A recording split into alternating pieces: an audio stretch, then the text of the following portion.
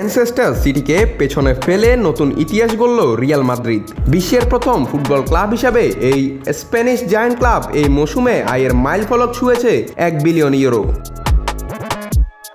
ডেলোয়েট football মানি লিগে শীর্ষস্থান ধরে রেখে রিয়াল মাদ্রিদ আবারও প্রমাণ করল কেন তারা বিশ্বের সবচেয়ে সফল এবং আর্থিকভাবে শক্তিশালী ফুটবল ক্লাব। এক মৌসুমে আয়ের রেকর্ডে যারা পেছনে ফেলেছে ম্যানচেস্টার সিটিকেও। 2022-23 মৌসুমে পেপ গার্দিওলার দল আয় করেছিল 831 মিলিয়ন ইউরো, কিন্তু 23-24 মৌসুমে রিয়াল মাদ্রিদের সাথে আয়ের পার্থক্য দাঁড়িয়েছে 208 মিলিয়ন ইউরোতে, যা দুই ক্লাবের আর্থিক সামর্থ্যের ফারাক স্পষ্ট করে। রিয়ালের এই সাফল্যের পেছনে অবশ্য বড় ভূমিকা রেখেছে নতুনভাবে সংস্কার হওয়া Santiago Bernabeu stadium. Match day আয় 248 মিলিয়ন ইউরো, যা গত মৌসুমের তুলনায় দ্বিগুণ।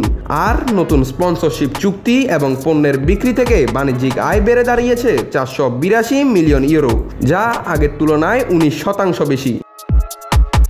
ডেলোয়েটের তথ্য অনুযায়ী 2023-24 মৌসুমে শীর্ষ 20টি ক্লাব সম্মিলিতভাবে 11.2 বিলিয়ন ইউরো আয় করেছে, কিন্তু ইউরোপীয় প্রতিযোগিতার বাইরে থাকার কারণে জুভেন্টাসের আয় হ্রাস পেয়ে তাদের অবস্থান 11তম থেকে 16তম স্থানে নেমে গেছে। অন্যদিকে আর্সেনাল, নিউক্যাসল এবং অ্যাস্টন ভিলা ইউরোপীয় প্রতিযোগিতায় অংশ নিয়ে তাদের আয় বৃদ্ধি করেছে। নারী ফুটবলেও তৈরি হয়েছে নতুন রেকর্ড। টানা তৃতীয়বারের মতো শীর্ষে রয়েছে বার্সেলোনা নারী দল।